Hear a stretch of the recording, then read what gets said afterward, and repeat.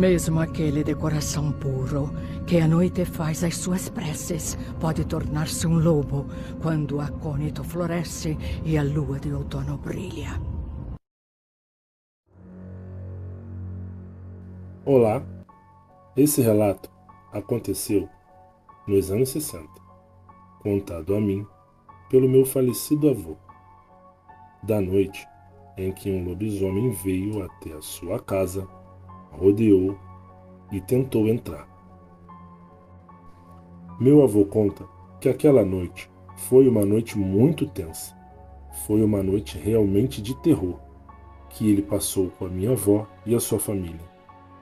Ele não sabia se aquela criatura iria conseguir entrar na sua casa. E se o fizesse, certamente ele e sua família estariam mortos. Minha avó conta que, como de costume, ela cuidava da casa e das crianças, enquanto meu avô, que era o provedor, saía para trabalhar. Já teve muita briga por conta dessas terras, mas graças a Deus nunca chegou ao ponto de armas. No mais, eram discussões e muito raramente se ameaçavam ao ponto de briga e partir para a agressão física. Isso aconteceu apenas umas 2 vezes, em que alguns vizinhos, de olho no terreno, brigaram com a minha tia, mas foi antes do meu avô chegar e receber esse terreno. Depois que meu avô chegou a receber esse terreno, nunca mais as brigas chegaram à agressão física, já que agora nossa tia tinha o apoio do meu avô e a minha avó. Meu avô conta que tinha uma pessoa na região que todos suspeitavam que virava lobisomem, mas ninguém tinha prova, já que ninguém tinha coragem nem de tentar descobrir se realmente era fato. Algumas noites antes do monstro tentar invadir a casa do meu avô, ele me disse que eu ouvi uns barulhos no fundo da casa, lá no fundo do quintal, em que as galinhas se debatiam muito, de forma desesperada, como se alguma coisa as estivessem atacando, e os cachorros partiram para cima, de alguma coisa que até então ele não sabia o que era. Ouvindo essa barulheira toda, meu avô saiu para ver o que era, e ao chegar nos fundos da casa, ele viu os cachorros que estavam no meio do bananal brigando com alguma coisa. Ao gritar chamando os cachorros, ele viu uma sombra negra correndo para dentro da mata. Meu avô ficou observando por alguns minutos e os cachorros do lado dele. E então decidiu ir até o galinheiro ver o que tinha acontecido. Quando meu avô chegou perto do galinheiro, viu que estava aberto, com a porta de madeira arrebentada, toda quebrada. Meu avô então escorou a entrada com uma tábua, para poder verificar amanhã na claridade o que de fato aconteceu, e voltou para casa.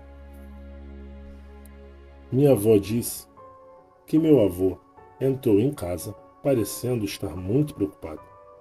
Segundo minha avó, ele disse que achava ser um ladrão, mas o fato de os cachorros estarem se atracando com algo que não falava nada, nem gritava de forma humana, era bem estranho.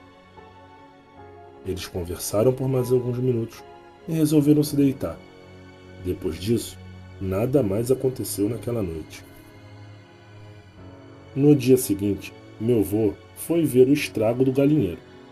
E, para sua surpresa, muitas galinhas estavam despedaçadas, sobrando apenas algumas galinhas. Ele notou também que os cachorros estavam muito machucados, com feridas até grandes. Um dos cachorros estava com a pata muito ferida, e então meu avô decidiu passar o galinheiro para a frente da casa, onde ele poderia olhar da janela, sem ter que sair de dentro de casa. Ele cuidou dos cachorros e colocou o mais machucado dentro de casa. Ao contar para seu amigo, meu avô já imaginava o que ele diria, porque era o que ele também achava. Seu amigo disse que isso Não tinha outra explicação. Aquilo era a obra de alguém que virava bicho. Meu avô sabia que aquilo poderia se tratar sim de um lobisomem. E logo veio a imagem da sua infância, lá no interior de São Fidélis, quando ele e seu amigo Manel ficaram encurralados em cima de uma mangueira e quase foram mortos por um lobisomem. Só que dessa vez ele não seria pego de surpresa e nem ficaria encurralado. O amigo de meu avô então ofereceu 2 de seus cachorros. Eram 2 pastores alemães bem grandes, para que ele deixasse no seu quintal. Então, meu avô aceitou e levou os cachorros, já que os cachorros conheciam ele e não o morderia nem ele, nem a minha avó e nem as crianças. E nem brigaria com seus vira-latas, já que os cachorros se conheciam. Nos primeiros 2 dias, nada aconteceu, nem sinal de o bicho voltar a atacar. Passou mais alguns dias e meu avô resolveu devolver os cachorros, já que parecia estar tudo calmo. Meu avô saiu para devolver os cachorros e por algum motivo não quiseram ir e ficar com seu dono. Eles faziam força para voltar com meu avô. Minha avó então falou para o meu avô para trazer os cães de volta, já que os cachorros, de forma estranha, não estavam querendo ir com seu dono. Então pediu para que meu avô trouxesse para que eles ficassem mais alguns dias.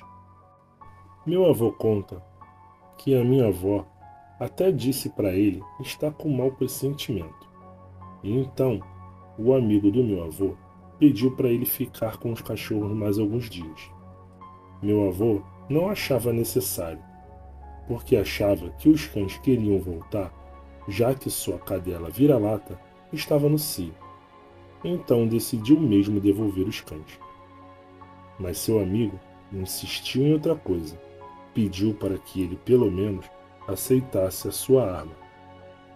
Meu avô não aceitou e disse que se o bicho voltasse, iria meter-lhe o facão na cabeça dele.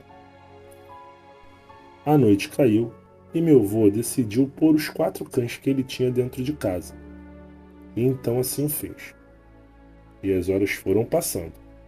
Quando foi por volta de meia-noite, os cães se posicionaram em estado de alerta, olhando fixamente para a porta. Passos pesados começaram a rodear a casa, e os cães foram se encolher em um canto, e de lá não saíram. Meu avô logo percebeu que tinha algo de errado. De repente, algo se aproxima e funga bem próximo à janela. Uma respiração pesada. Meu avô acordou a minha avó e a minha mãe, que na época tinha apenas 8 anos, para não deixar meus 2 tios mais novos chorarem. Então, minha avó abraçou as crianças e meu avô pegou logo o facão. Aquilo rodeava a casa, arranhando as paredes e rosnando. De repente, o bicho começa a se jogar contra as portas e janelas. Meu avô contava junto à minha avó que era algo aterrorizante. A criatura rosnava e se jogava contra a porta, fazendo um barulhão. Vendo que a porta não conseguiria aguentar e suportar os impactos daquela criatura se jogando contra ela, meu avô foi para perto da porta e se posicionou próximo à coluna. E esperou. Quando o bicho enfim conseguiu rachar parte da porta, meu avô disse que veio um odor horrível, de podre. O bicho meteu uma das mãos através da rachadura e esticou os braços. Um braço grande e peludo, fedia muito, com unhas imensas, disse meu avô. Ao ver aquilo, meu avô não pensou 2 vezes e meteu-lhe o facão no braço do bicho, que na mesma hora urrou de dor. Deu-lhe um urro altíssimo, puxando seu braço para fora, abrindo um pouco mais aquele buraco. Meu avô disse que estava tremendo de medo, mas mesmo assim olhou pelo buraco e viu aquele monstro perfeitamente. Sim, era um lobisomem. Não exatamente idêntico ou igual, ao que ele tinha visto no passado, mas sim, era um lobisomem. Meu avô conta que, embora bem parecido fisicamente, algumas características eram diferentes. Ele tinha um pelo de cor negra, olhos vermelhos assim como o outro no seu passado. Mas o focinho era menor e, embora peludo, ainda tinha parte meia rala, diferente do outro. Os cachorros pareciam ter criado coragem e partiram em direção à porta. Vendo aquilo e sabendo que o bicho estava ferido e sentindo muita dor, meu avô abre a porta para seus vira-latas, que eram grandes. Os cães então partiram para cima do lobisomem e embolaram numa briga feroz com ele. Porém, o lobisomem não conseguia mais lidar com eles, devido ao seu ferimento. Vendo que enfrentaria muitos problemas, o lobisomem partiu em direção ao rio, sumindo no meio da mata. Meu avô contava que naquela noite temeu pela sua vida e pela vida de sua família. Ele dizia que se aquele lobisomem tivesse entrado, teria matado todos ali, e que os cães só tiveram chance porque ele tinha ferido o bicho. Nunca mais esse lobisomem apareceu no seu quintal. E depois daquela noite, foi comprovado, pelo menos pelo meu avô, que o homem que todos pensavam ser o lobisomem, na verdade não era. O lobisomem era outro homem, que morava dentro do mato, em uma granja na altura de um morro. Esse homem sempre dizia desconfiar de quem era o lobisomem. E toda vez que tinha essa conversa, ele sempre apontava esse sujeito como suspeito principal. Talvez para tentar tirar o dedo da reta e não levantar suspeitas. Como meu avô ficou sabendo que ele era o lobisomem, chegou até meu avô que esse homem sofreu um acidente feio e encontraram ele com um corte profundo em seu braço. Levaram para o médico e esse homem desapareceu. Nunca mais viram esse rapaz. Esse é um relato do meu avô. Espero que tenham gostado. Boa noite.